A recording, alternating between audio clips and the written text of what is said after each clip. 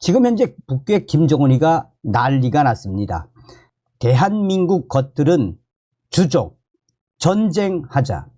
현재 북한 여성 범죄 충격 상황.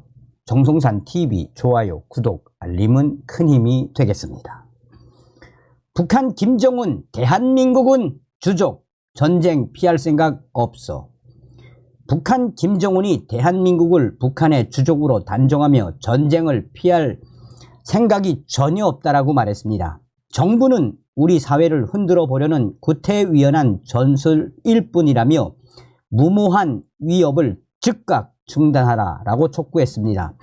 지난 연말 당 전원회의에서 남북 관계를 적대적인 교전국 관계로 규정하고 무력 점령 의지를 드러낸 이후로 현재 북한의 김정은이가 대남 위협을 이어가고 있습니다. 김정은이 이틀간 주요 군수공장을 현지 지도한 자리에서 언급된 강력한 주장. 북한 매체들은 김정은이 한반도에서 압도적 힘에 의한 대사변을 일방적으로 결정하지는 않겠지만 전쟁을 피할 생각 또한 전혀 없다고 밝혔다고 전했습니다. 김정은은 그러면서 대한민국을 북한의 주족으로 단정한다라고 밝혔습니다. 특히 대한민국이 자신들의 주권과 안전을 위협하려 한다면 주저없이 모든 수단과 역량을 총동원해 완전히 초토화해 버리겠다고 위협했습니다. 김정은은 이어 군사력 증강에 열을 올리고 있는 적대국과의 관계에서 가장 중요시해야 할 것은 첫째도 둘째도 자위적 국방력과 핵전쟁 억제력 강화라고 강조했습니다. 북한 매체들이 공개한 사진을 보면 김정은이 탄도미사일용으로 보이는 이동식 발사대 차량 등이 진열된 공장에서 간부들에게 지시하는 모습이 담겼습니다. 전원회의에서 언급한 남조선 영토 평정과 관련한 무기체제로 평가할 수 있습니다. 전쟁을 운운하는 등 대남 무력 통일 야욕을 다시 한번 드러낸 김정은. 통일부는 북한이 전쟁 준비를 강조하는 것은 한미 확장 억제 증강 등 대북 억제력 강화를 두려워하고 초조해 하는 것을 방증한다라며 이같이 밝혔습니다. 이어 북한이 당 전원회의 이후 연초부터 무력 도발 위협을 포함해 한반도의 군사적 긴장을 높이기 위한 다양한 시도를 계속하고 있다라며 강력히 규탄했습니다. 또 이러한 망동은 대남 적개심을 고취시켜 북한 체제에 대한 불만을 외부로 돌려 외부, 내부 위기를 모면하고 우리 사회를 흔들어 보려는 구태의연한 전술일 뿐이라고 지적했습니다. 북한 김정은이 한국을 주족으로 규정한 건 이번이 처음이 아닙니다.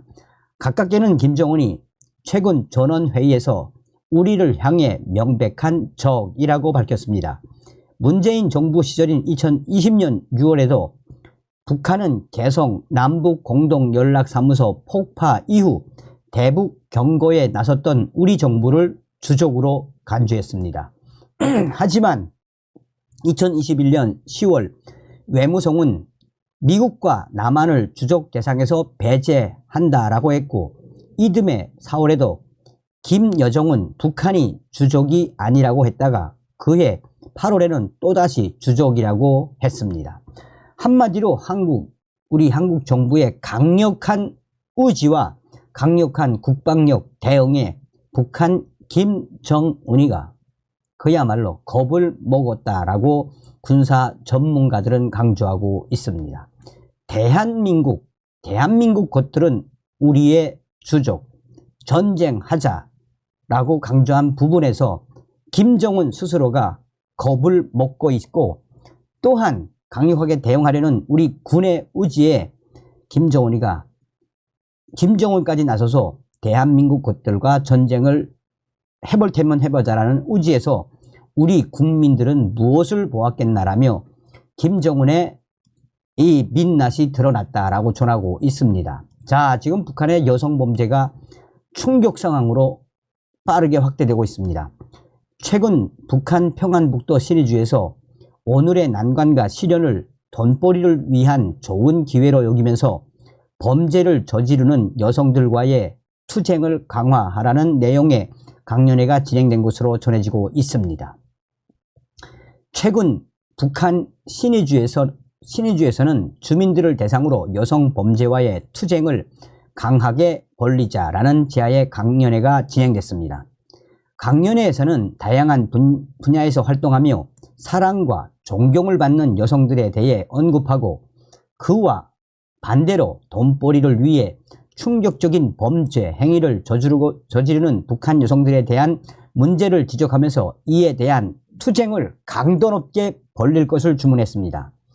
실제 강연자는 오늘 우리 북조선 여성들 속에서는 각급 주권기관의 대의원으로 당과 국가기관, 사회단체의 책임 일꾼으로 활동하는 여성들과 노력영웅, 교수, 박사, 인민체육인, 인민배우 등 존경과 사랑을 받는 여성들이 수없이 많지만 요즘 우리 사회에는 오늘의 준엄한 난관과 시련을 돈벌이를 위한 좋은 기회로 여기면서 범죄 행위를 감행하는 여성들이 수없이 늘어나고 있다라고 전하고 있습니다. 그러면서 강연자는 북한 전국 각지에서 일어나는 여러 가지 여성들의 범죄 행위를 제시했는데 특히 그 중에서도 가짜 의약품 생산, 유통과 내외부 정보 유출입에 관한 여성 범죄 사례를 언급했습니다.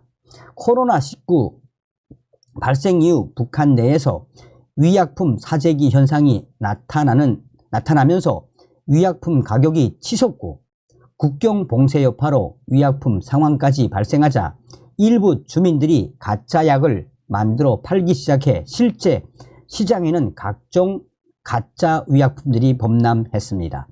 이에 북한은 가짜 의약품을 생산해 유통하는 이들에 대한 대대적인 집중 단속을 이어오고 있습니다. 또 북한은 코로나19 이후 내외부 정보 유출입을 반사회주의, 비사회주의적인 범죄 행위로 규정하고 단속 수위를 높이고 있습니다.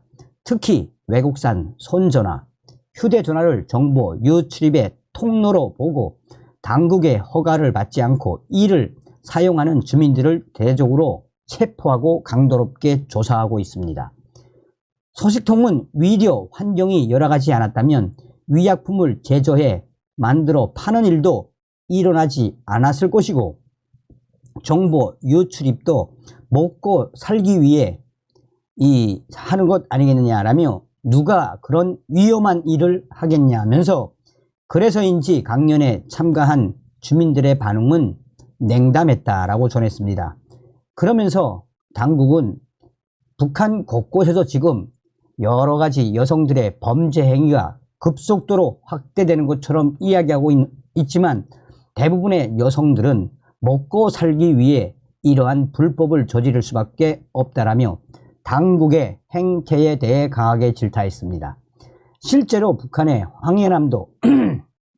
황해남도에서는 황해남도 국가보위부가 특별 그룹과 특별 체포조를 황해남도 지역에 급파해 황해남도 지역에서 불법을 저지르는 수백 명의 여성 범죄자들을 체포해 갔다라고 전하고 있습니다.